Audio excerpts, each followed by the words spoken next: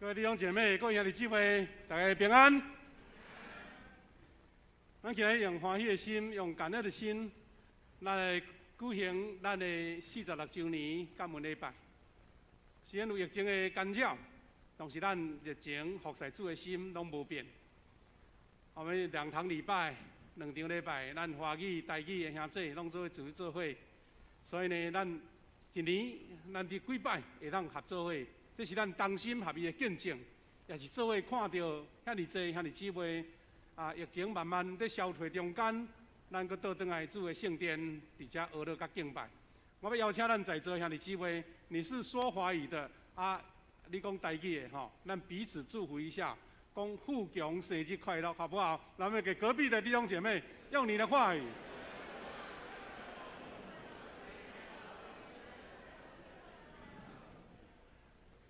感谢主！我发现说，我们现在应该用华语、用台语讲到，大家都能够清楚的领受，只是习惯不习惯，或是比较熟悉而已哈。在这个周年庆的时刻，我有一个感动，要跟大家分享这个主题，叫做迈向富强、丰盛喜年。那喜年有一个非常重要的典故。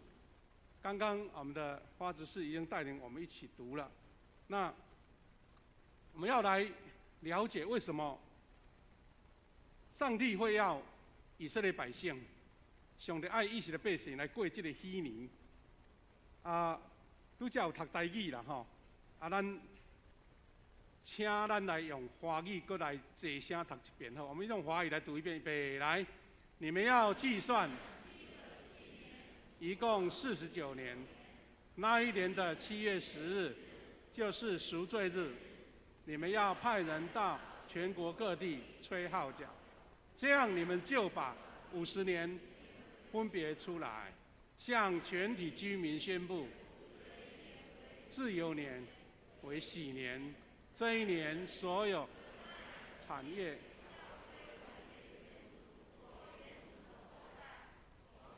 被贩卖为奴的要得释放，回到自己的家。第50年是你们的喜年。感谢主，你就看到说喜年的意思，从文字上很明确，但是在以色列的百姓怎么执行，怎么去体验神在设这个喜年的意义，那才是重点。我们等一下会再复习我们的帖撒罗尼迦。今年是我们教会设立46周年。本来我们在去年或是今年都希望能够再一次召集所有跟富强教会有关的弟兄姐妹，大家拢一个大老节节的上无嘛作为主参导节的但是疫情影响我们。我知道有的教会呢，在设立周年庆的时候，有很多系列的庆祝的节目但是不要紧，因为疫情的影响，底下牧师要发出一个呼召。今年46年，那在4年，就是咱教会50岁的生日，就是圣经所说的50喜年。我们在这个时候开始思考说，上帝在以色列百姓所设立的喜年，他的宣告、他的呼召，以及他设立的目的，我们这个时候很需要在思考说，50年了，我们很多纪念神的恩典的日子，很多神给我们的祝福，那50喜年到底是什么样的意义？所以呢，大家一起来分享这个主题50喜年。咱台语的圣经讲恩惠的年啦，恩典的年，你到底有什么款的想望好，利未记25章第10节很明确跟我们说，你们就把第50年分别出来，向全体居民宣布，这一年为自由年，为喜年，就是台语说的恩惠之年。弟兄姐妹，这是什么意义呢？全国百姓大庆祝。那只是其中的一个，它竟然是要全体的以色列百姓去思考一个重新开始的机会。所以简单来说，就像这一段话所写的，喜年是什么？是犹太民族领受上帝恩典的年，施恩惠的年，也是宣扬福音的自由年。而且还是更重要的是什么？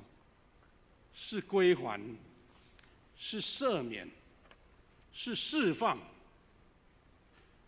更大的挑战是归零，归零。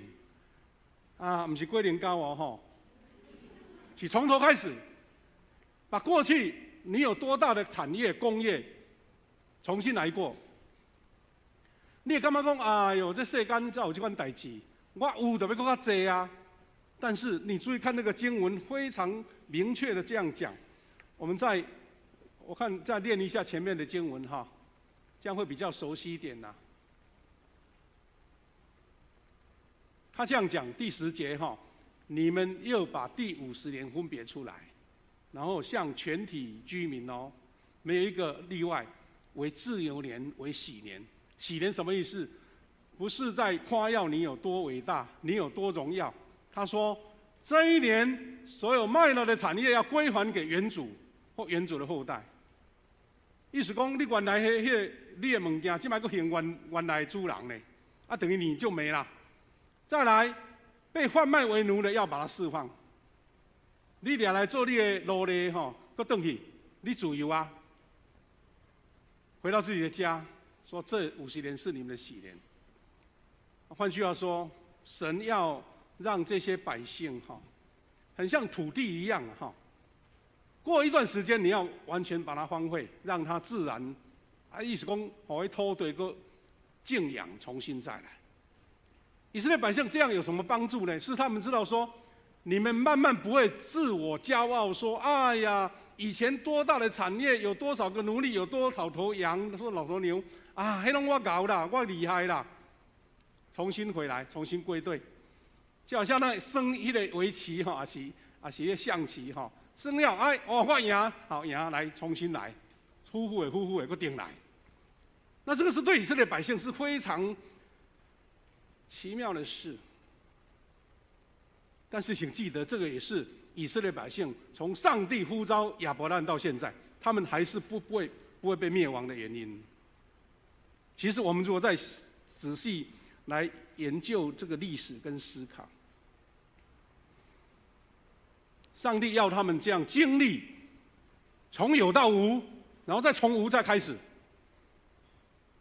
是让以色列百姓知道，其实他们在几千年来历史，伊毋知经过几摆吼，事业田园厝体拢无了了啊，把人赶走，啊，耶路撒冷被拆掉了，被毁坏了，所有你的田园产地都遗失了。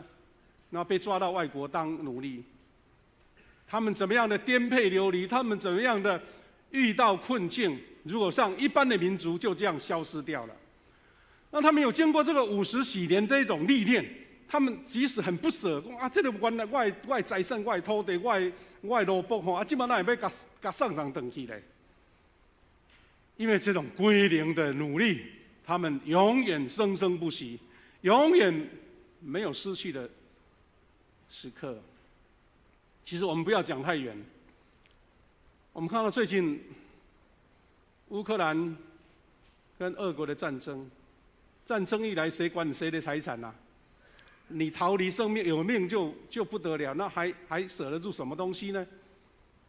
其实台湾人最容易体会这一点，因为台湾自从这400年来，不知道经过多少的统治者在统治我们。咱台湾人拢真够，已经练出一身好功夫啦。啊，什么时阵爱多闪，什么时阵爱注意，什么时阵爱定来，咱已经有这款的操练，跟犹太人类似嘞。好，那我们回到教会设立50周年，到底神给我们什么样的指导？今天是我们富强教会46岁的感恩的主日，啊。看起来还有4年久啦哈，但是牧师希望大家能思考这个问题。因为时间很快就过了，我们将在2026年迎接富强50禧年。我们要一方面回顾感恩，但另一方面你要看见说，如果以前所有的这一切重新来过，神给你什么样的力量、智慧跟呼召呢？我们有没有办法来建立比现在更强盛的基业呢？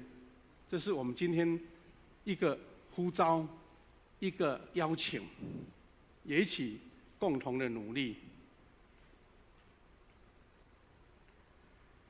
其实以色列百姓他们50禧年，另外一个很重要的角度，是因为在以前的年代50年大概就是一个世代，一个世代结束，一个新的世代开始。他们不只是那些产业、那些政策的改变，其实他们也知道说，哦，那重新来过，来年轻人过来，交给你们了，你们要怎么办？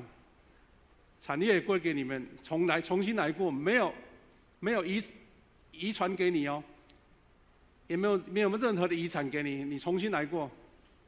所以以色列百姓非常重要，他们有一个很重要的一个他们的民族的思考啊。他说：“我要把什么样留给自己的儿孙是最宝贵的产业，他们不会讲究那些财产、金银财宝。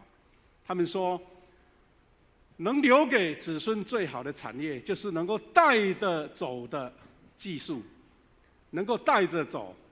你走去倒位拢袂无去的，就是你的头脑，就是你的智慧，就是你的技术。”这也是为什么保罗他会支帐篷而且读册的人是安怎都爱支帐篷。为什么很多犹太人到哪一个地方一做生意就是比人较好？因为这是从小所建立的思想。所以这些除非没有命了，不然的话，你永远到哪个地方都不会饿肚子。所以弟兄姐妹，今天我们一起思考，一起来回顾过去这46年来，神恩典在我们教会身上。第一个是筚路蓝缕，我们要感恩惜福，我们要怀念历代圣徒开拓职堂，奠定福音的基础。刚刚我们的花执事很用心，在祷告文里面就提到了我们教会是怎么开始的。这段话我们再复习一次。我们的首任的牧师是王忠信牧师，在1976年受派为传道，然后开始开拓我们富强教会。他一直到1989年，一共有13年的时间，来担任我们首任的牧师，担任开拓跟建堂的责任。我们的教会历史简单说，在8月12号设立富强教会，起初朱明煌开始聚会，但是感谢上帝的安排，王忠信传道家族为了纪念他的父亲，也是我们台南非常受尊敬的名医王寿禄医师，伊是头一位咱台湾去德国摕到博士的一位医生。神借着这个家族，让富强建立了。为什么叫做富强？因为这个富强没有人授意叫你取的啦，是因为当时在富强路，在富强区社区，我们就取富强。那神已经安排好了，因为我们有一个非常棒的开基啊。你知道我们台南中会有个教会好不容易勉强凑出一点点钱，找了一个房子租一下来准备要来开拓，但是力量不够，人员不够，有时候要咱讲的无用几啊当啊，足久啊，咱袂起色啦，甚至有的要关掉因为后继无力。但神在富强教会一开始从无到有，这一群我们的前辈，他们互通有无，设立了我们富强教会，有土地，有教堂，而且王牧师的家族奉献大部分的了主要是这块土地，现在这块土地240坪，还有基金160万，当时160万，应该现在是1600万还不止吧？这位是足缘投的王寿立医师年轻时候的照片。你若看熊无注意，叫成王忠信牧师哈，也就是他的儿子。那时我们的台南中会中训的讯息哈，在中华民国66年的这个报纸里面有报告说，行医传教，奉献土地，追寻真理，信徒楷模。王寿立医师那个时候蒙召归天，所以换句话说，隔了一年他就被神呼召回去。那这个就是我们第一任的牧师王忠信牧师。这是他的家族，当时他的2个女儿已经亭亭玉立哈。这张照片是我们教会在设立25周年的时候所拍的。那当时的开拓租的房子在那边做一个开会礼拜，在1976年8月12号。后来我们在我们满族长老他们的仁和幼稚园做礼拜，他们的一个大的一个半户外的广场，在那边做礼拜，那是第2个聚会所。到后来就土地有着落了，就在我们现在这块土地，当时只是一片甘蔗园那有一间是旧的平房还留着，我们就暂时在这边做礼拜，贴了一个简单的招牌，说我们把它称作竹屋时期啦。竹厝的时期哈，这个是当时拍了一张很有特色的照片，因为这2位夫妻就是我们的许平仁长老的爸爸跟妈妈，考评认长老的爸爸妈妈，头前都一支竹歌条，很能证明我们当时真的是在竹屋里面做礼拜哈。然后因为王牧师家族他们无私的奉献，当时一些刚刚开始初期的教会的会友其实不多，大家一起同心合力建立了第一代的教堂。那个时候在台南东区是路标，你敢知？伊4边拢无厝，干那咱这间厝啊。那个时候我还没有来过我们富强家，但是我们从那个新开辟的中华路到门路一看，哇，这间白色的墙壁配上那个咖啡色的一个立条，哇，看起来很显眼。就是那个时候开始设立我们的教会。那这是当时第一代我们教会的周报所拍下来，又画了这个油画的我们教会的这个图像。当初我听到我们的前辈讲，他们认为在东区还很偏僻，有一间可以容纳100多个会友做礼拜，有漂亮的礼拜堂，还有牧师馆，还有教育大楼，还有地下室，还有一个非常漂亮优美的花园。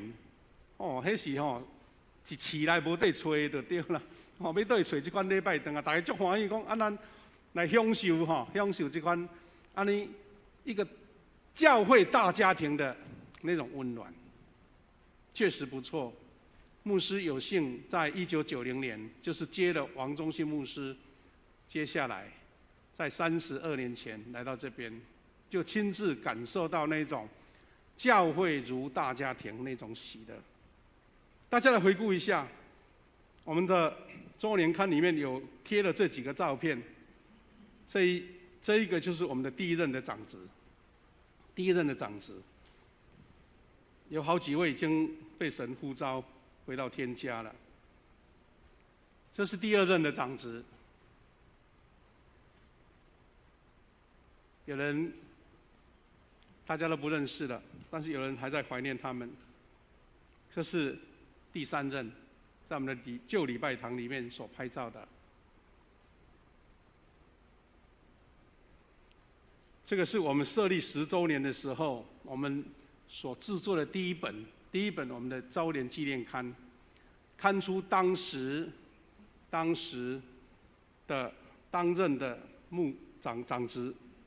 其实这一本印出来的时候，应该也在10几年了啦，10几年了。这边我们感谢他们跟王牧师一起来努力，恁前看卖，看恁前的下捌几个啦吼，有咱的当时的胡天祥长老、叶美胜长老、柯平仁长老、杨素云长老，阁有执事、明仁执事、辉昌执事，啊，阁有陈德雄执事，啊，阁有高顺和执事、王信德执事，阁有咱的陈美长老迄阵做执事。这是我们当初开创时候的长子。如果认得他们，表示你已经很有历史了哈。你在我们教会已经是资深的了哈，很资深的了。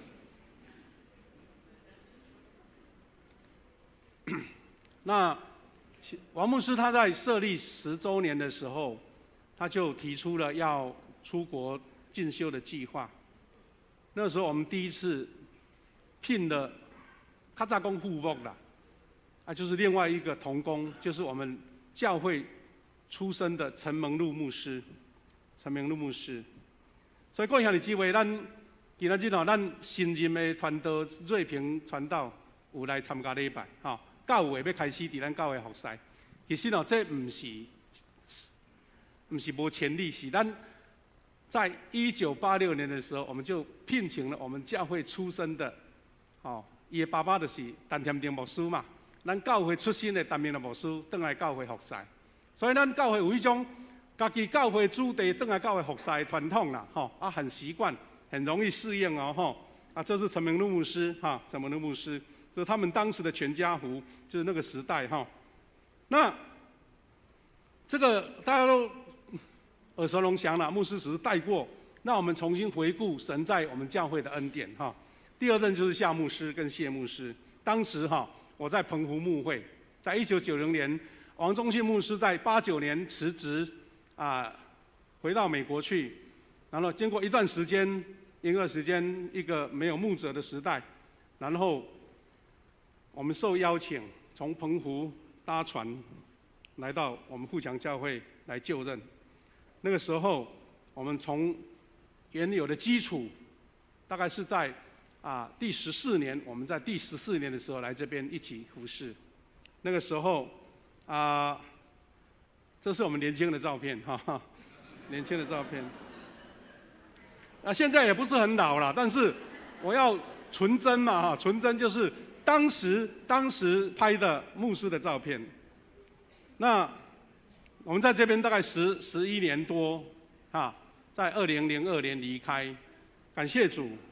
那个时候，神的恩典，我们年轻的一辈已经被召集起来，我们的培育起来了，而且他们接受了新的神给他们时代的呼召，刚好配合到第3任我们的蔡牧师来到我们当中。蔡牧师是一个学者出身的牧者，他是在大专中心工作，对年轻人很有恩赐，配上我们新的一代的长子起来，大家观念上没有什么困难，没有什么障碍，所以就开展了大概这10多年富强教会一个大爆发的时刻。这个历史不用我说，我们有空都常常可以看到这是我们的蔡牧师。那蔡牧师的时期呢，我们有一位同工，就是我们的吴伟燕牧师，也一起来带青少年。我们的青少年那一段时间也非常的兴盛那这是我们又盖了一个新的敬拜中心，我们也神赐给我们一个非常棒、非常好用的教育中心这样子。然后我跟谢牧师在神恩典之下，竟然又有机会回到我们当中。2017年，我跟谢牧师再回来。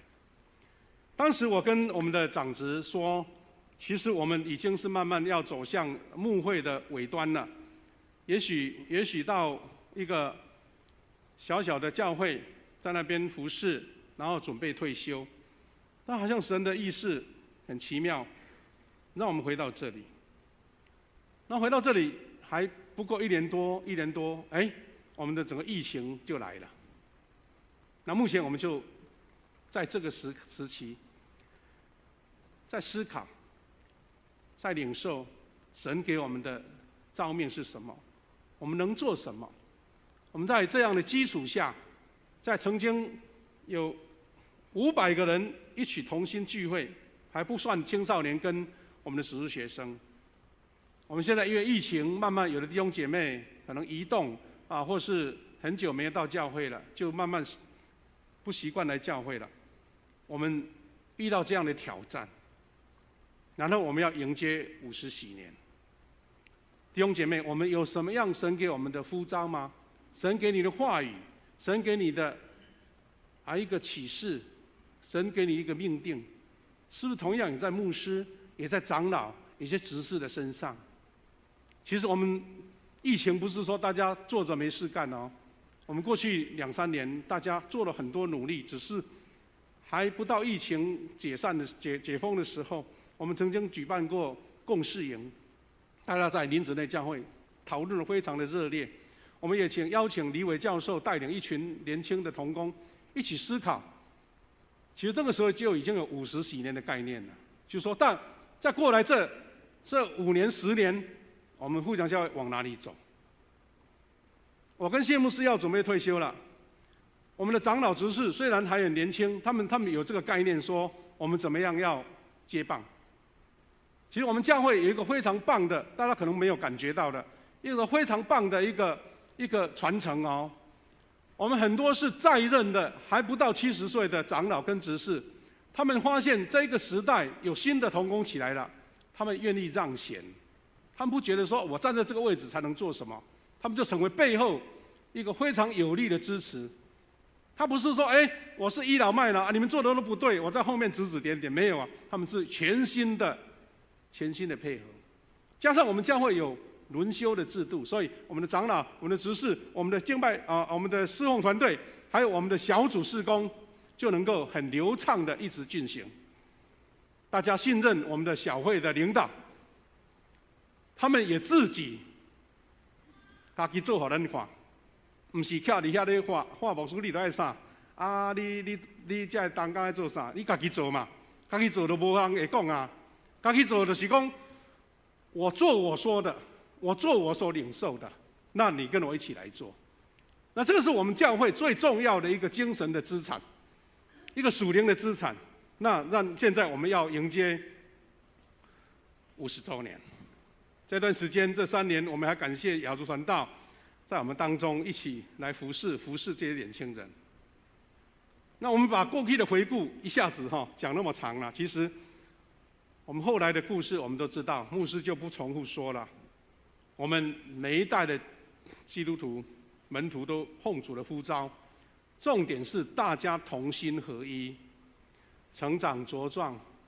我们感受到因为牧师跟谢牧师大概领受了46年，我们领受了32年啊，我也很有资格来见证说，我们真的是一路花香满径，恩典永流。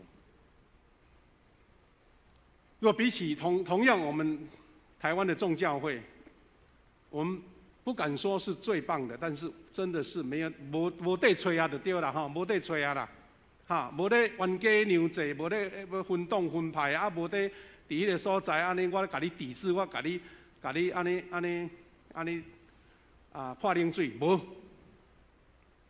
长辈的照顾小的，年轻的愿意接受领导，这是我们蒙神恩典的原因。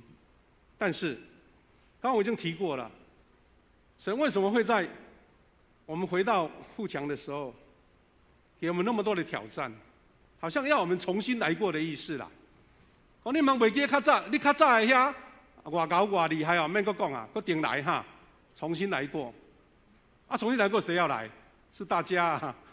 因为咱一退落来遐人就是讲换恁啊，大家怎么样一起来努力？我们迎接时代跟岁月的挑战。弟兄姐妹，咱来改想法嘛。新冠疫情打击我们3年了，我们发现这个社会、这个产业、文化的变迁，还是大到咱无法度理解的。一方面，大环境在改变，但另一方面你会看到，我们整个那个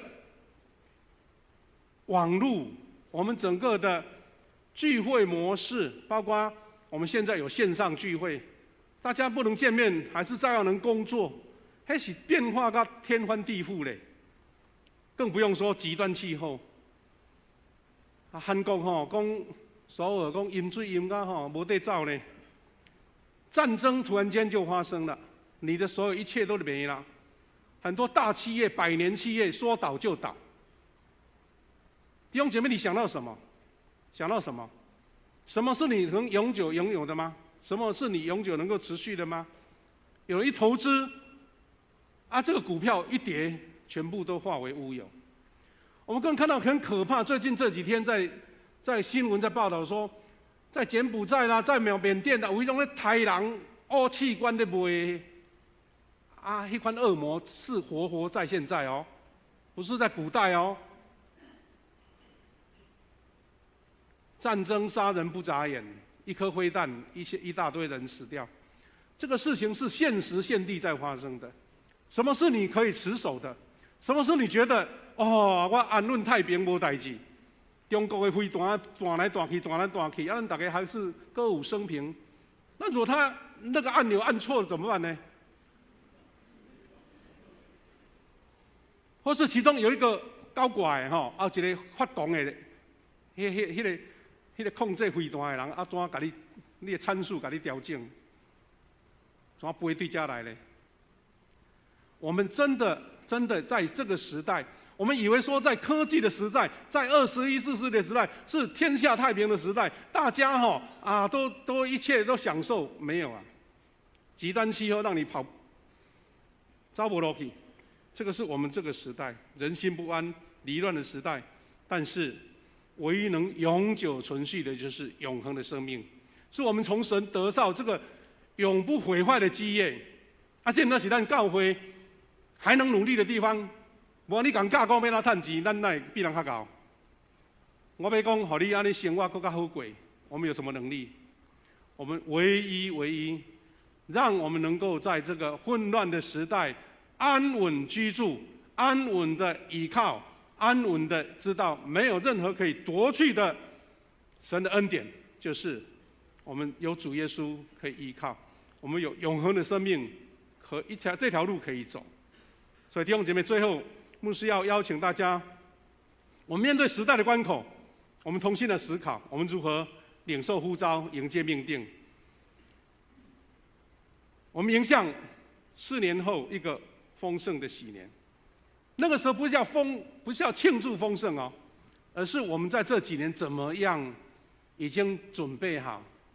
互相教会有没有转型的计划？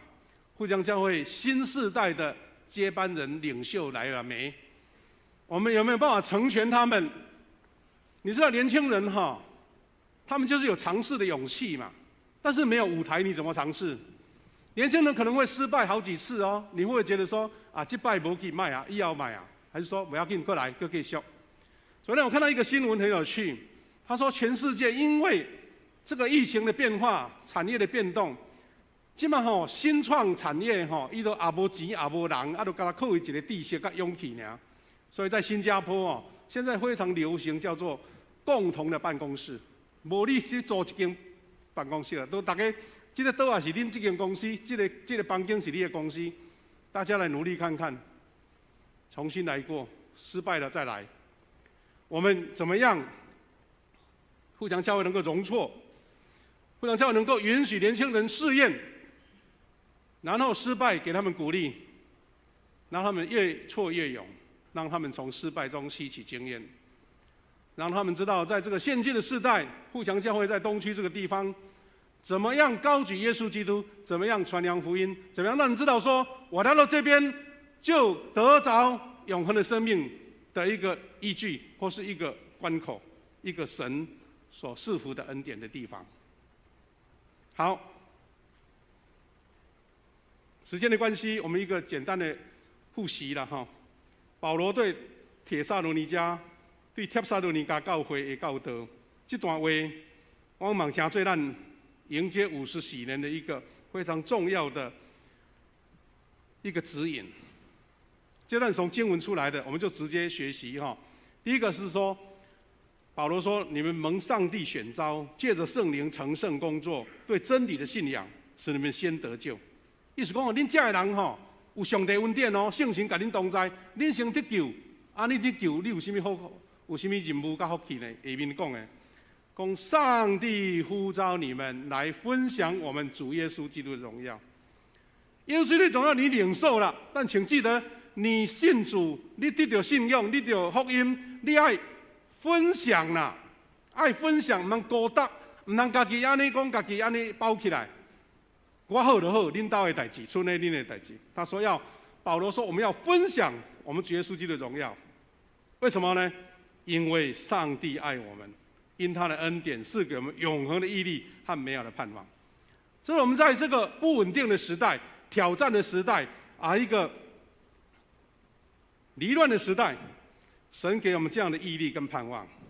所以保罗说：“父上帝和主耶稣基督激励你们，要怎么样？有勇气宣传和实行一切美善的事。”换句话说，不是生平的时候、太平的时候，你才要来做啊。意思讲你都要有勇气呢。你要有勇气，激励你有勇气。勇气就是在困难的时候嘛，就是没有资源的时候嘛，就是在时机好像不合的时候嘛。所以保罗说，无论得时不得时，你们就要宣扬主耶稣一切的恩典。你要传福音。所以这段话的意思就是说，你要克服一切的困难，勇气实行一切美善的事。最后，我们要再来复习一下，我们富强教会迈向50几年一个使命宣言。我们期待大家努力往这个方向来做，教会建立成什么？第一个，永生上帝的家，真理的柱石；第二个是我们要建立一个活出爱的健康教会；第三个是我们积极传福音的教会；第四个是信徒灵命丰盛的教会；第五个是代代门徒培育的教会。我很感动，我们今天负责带领我们敬拜诗歌的我们的基甸牧区，他们在6月下旬的时候也主领一个祷告会，他们就得到一种神的呼召，他们说：“我要把这个好像一场宣传的术语，换成我们的祷告。”所以我借用他们当时做了很漂亮的投影片那这个是今天我们放在电梯里面的，请嘉龙干事帮忙制作的。我们希望大家弟兄姐妹不是把它当成教育，不是一个标语啦，是因为我们要怎么样一起同心努力来建立这5项符合神恩典的教会。那我们的基甸牧区他们的投影片做得很漂亮，他说富强教会是怎么样，还一页一页的告诉我们，把经文列出来。第一个，永生上帝的家，提摩太前书3章15节，然后要我们一起祷告。第二是活出爱的健康教会，第三个是积极传福音的教会，第四个是信徒灵命丰盛的教会，第五个是代代门徒培育的教会。我希望我们的基甸牧区把这个投影片可以变成一个图卡，成为我们教会弟兄姐妹大家一个努力的方向，因为他们把它制作得非常优美弟兄姐妹，咱在行至46周年，咱回顾的是咱各偌这一阵，大家团体聚集足热闹，还有乐团献诗今天反而圣歌队缺席，神给我们一些考验，神给我们一些挑战，说你不能出席，那你能做什么？你不能很顺畅的时候，你能做什么？这是神给我们的一个功课。前2个礼拜，突然间听到我们的圣歌队说，好多人因为刚好染疫，连献诗都不行，你要居隔。后来上个礼拜又听到说，我们的讲员等了2年的讲员，我们的蒋聪牧师，他失声去了，无声通讲话，还不免唱歌了，他要安怎？好像神把一样一样的挑战放在你面前，到底说安好买大家都买还是讲不会神给我们一些提示，你是要看自己的力量，还是要靠神的恩典你在困难的时阵，你家己找无路、无办法的时阵，你到底是咧看家己，还是看上帝咧？你若无这个仰慕的上帝的功课，是要怎做代志？教会不是从无到有建立的吗？传福音不是看到一个不可能的人，我们传福音给他，他最后受洗归主了吗？如果没有这样的信心，没有这样的盼望，没有这样的积极，没有这样的乐观，我们教会就不存在了啦。以色列百姓经过50几年的重新历练，重新来过，所以他们能够生生不息。就好像一棵树把那些脏的东西删掉，重新一块漂亮的土地，让它重新成长。弟兄姐妹，我们一起来努力，在后疫情时代，让我们学习像保罗在腓立比书3章13节到14节所做的。我们一起来练一遍好不好？预备来，忘记背后，努力面前的，向着标杆直跑，要得上帝在耶稣基督里从上面招我来的奖赏。感谢主，我们要先做一个祷告，然后准备要来做洗礼、圣餐，还有我们的差派礼。我们一起来祷告，也请我们的小会员来预备。现在父神，互相教会走过46年，许许多多感恩的事，我们在这边无法讲完。但是主，你给我们一个教导，我们要在50几年的时候重新来过，一切归零。不是你要抢夺我们原有的，而是你要给我们更多的、更美好的、更新的展望。主，我们也面临到互相教会第2次的世代交替。神啊，求你亲自兴起新一代的大卫，新一代的能够面对网络时代、新时代的挑战的年轻一辈，来成为你的门徒。主啊，我们有感恩，但是你教导我们要忘记背后，努力面前，向着标杆直跑。主啊，我们要用圣餐来纪念你的救赎恩典，也让我们一起用感恩的心来领受。祷告，奉靠主耶稣基督的圣名，阿们。各位弟兄姐妹。